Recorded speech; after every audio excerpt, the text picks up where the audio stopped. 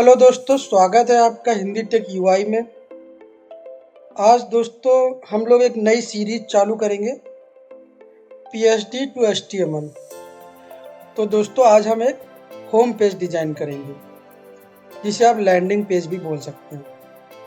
तो मैं तो जैसे फ़ोटोशॉप 2020 यूज कर रहा हूँ, तो इसमें मैंने जैसे क्रिएट न्यू किया। क्रिएट न्यू करने के बाद वेब ऑप्शन पे जाएंगे, क्योंकि हमें वेबसाइट बनानी है। ये भी यूज़ कर सकते हैं, लेकिन हम सब ना तो सबसे बड़ा वाला यूज़ कर रहे हैं, ना सबसे छोटा वाला। हम बीच का मीडियम वाला ही लेके चलते। तो वेब मीडियम ले लिया, आर्ट बोर्ड को यहाँ से अनचेक कर लिया, क्रिएट कर दिया। तो ये हमारा आ गया। फोटोशॉप में जब तक मैं लैंडिंग पेज क्रिएट कर रहा हूँ, अगर आपको बिल्कुल भी नॉलेज नहीं है तो आप बहुत ध्यान से देखिएगा, सीख जाएंगे। तो सबसे पहले मान लीजिए मैं एक हेडर लेता हूँ, तो क्लिक आप इस तरीके से बना सकते हैं, लेकिन हमें पता है कि इसका साइज़ हमने 1440 लिया है। तो हम क्या करेंगे, आप जिससे रेक्टेंगल लिया, रेक्टेंगल लेने के बाद क्लिक करेंगे, तो यहाँ पे आप साइज़ दे दीजिए, क्योंकि विड्थ हमारी 1440 ही रहेगी अगर हम मेनू बनाने जा रहे हैं तो। और मोस्टली 100 या 80-90 तक लोग लेते हैं। 90 ले लिया मैंने, ठीक है। और इसका अभी ये हल्का कलर दे दूँ। अब ये आधा बाहर निकल गया, आधा अंदर है, ठीक है। कंट्रोल अल्ट 0 से एक्चुअल साइज आता है वेबसाइट का। एक्चुअल साइज में ही हमेशा डिजाइन करेंगे। इसको बंद कर दो। अब देखिए ये थोड़ा बाहर निकल गया, अब मुझे चाहिए ऊपर एकदम। इसके लिए क्या करेंगे, नीचे वाली जो हमारी बैकग्राउंड की लेयर है उसको भी शिफ्ट के कंट्रोल के साथ दोनों को मैंने दोनों को सेलेक्ट कर लिया, या शिफ्ट के साथ सेलेक्ट कर लिया। तो अब क्या करेंगे, अब जब हमने दोनों को सिलेक्ट कर लिया लेयर को, तो हमारा यहाँ मूव टूल है, ऊपर मूव टूल ले लिया। ऊपर देखिए ये वाला ऑप्शन जो है, इसको क्लिक करेंगे तो सेंटर में आ जाएगा वर्टिकली, ठीक है। और इसके बाद जब हम इसको क्लिक करेंगे तो हॉरिजेंटली है, सेंटर में आ जाएगा। मगर हमें ऊपर टॉप पे लेके जाना था ना, तो टॉप पे लेके जाना है तो ये वाला ऑप्शन जो देख रहे हैं आप, ये वाला, हाँ मेरा माउस है, इस पर क्लिक करेंगे तो अपने आप टॉप पे चला जाएगा। अब मैं एक लोगो बना लेता हूँ।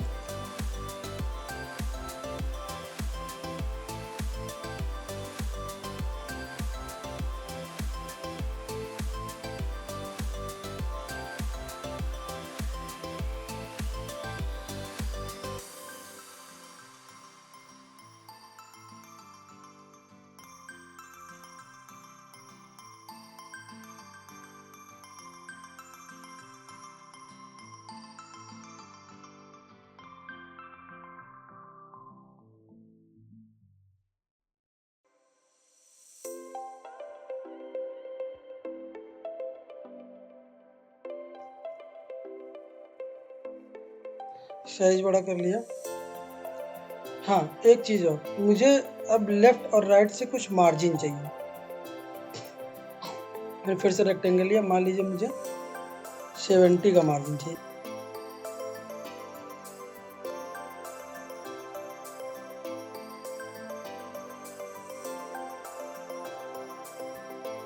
इस रेक्टेंगल को यहाँ पे रखा, यहाँ से मैं रूलर लेके आया, यहाँ पे लगा दिया, इतना मार्जिन लेके चल रहा हूँ हमेशा।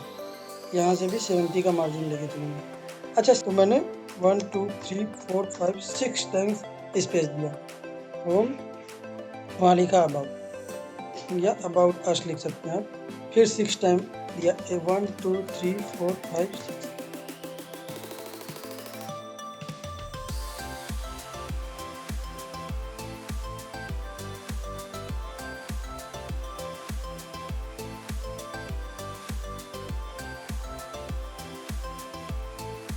यहाँ इसको राइट अलाइन कर लेंगे। राइट अलाइन इसलिए करेंगे, कल को अगर कोई मेनू इसमें बढ़ता घटता है तो दिक्कत नहीं आएगी। अब मैं आपको दिखा देता हूँ लेफ्ट अलाइन करने में और राइट अलाइन करने में, सेंटर अलाइन करने में दिक्कत क्या आएगी। देखिए मान लीजिए मैंने ये हो गया, ठीक है। अब मुझे एक मेनू और बढ़ाना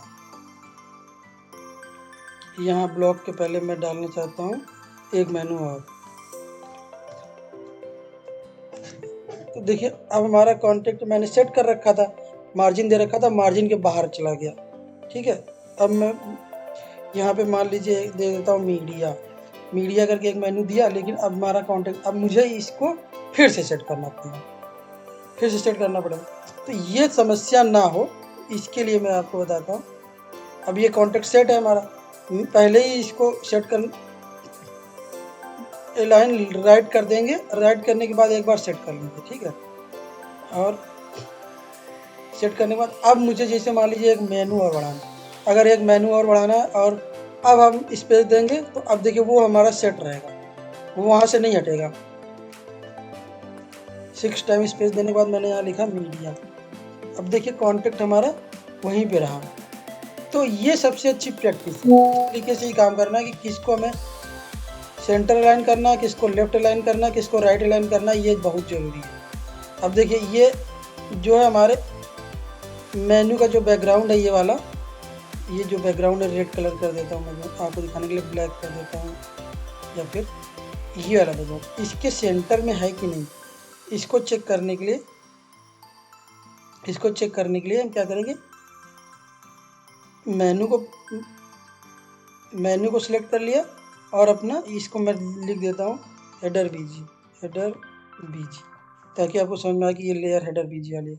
और ये हमारा मेन्यू है, मेन्यू को मैं अगर मेन्यू वाले को मैंने पकड़ा, हेडर बीजी को पकड़ा, और ये जो नीचे ये जो छोटा वाला रेक्टेंगल दिख रहा है ना आपको, जहाँ मेरा माउस है इस समय हाथ बन के आ रहा है, कंट्रोल के साथ प्रेस करेंगे ना, कंट्रोल के साथ, तो ये सिलेक्ट हो जाएगा, सिलेक्ट हो गया। अब दोनों लेयर सिलेक्ट है और उसको हमने आउटर सिलेक्शन कर लिया। अब हम जब सेंटर करेंगे यहाँ से, ये देखिए सेंटर, तो वो उसके ही रिस्पेक्ट में सेंटर होगा। एक तरीके से जब हम लोग CSS लिखते हैं तो हम लोग किसी को रिलेटिव कर देते हैं, तो उसके ही रिस्पेक्ट में किसी और दूसरे एलिमेंट को एब्सोल्यूट करते हैं। तो वही तरीका मैं बता रहा हूँ कि ये हमने रिलेटिव एक तरीके से कर दिया, और उसके ही रिस्पेक्ट में इसको अब हम ऊपर नीचे करेंगे, मतलब सेंटर करना चाहते हैं तो वो उसी के सेंटर में आएगा। अगर उसको सिलेक्ट नहीं करेंगे तो दोनों अपनी जगह चेंज कर सकते हैं। मैं एग्जांपल के तौर पर दिखाता हूँ, जैसे मान लीजिए ये मेरा मेन्यू मेरा यहाँ पे है, ठीक है।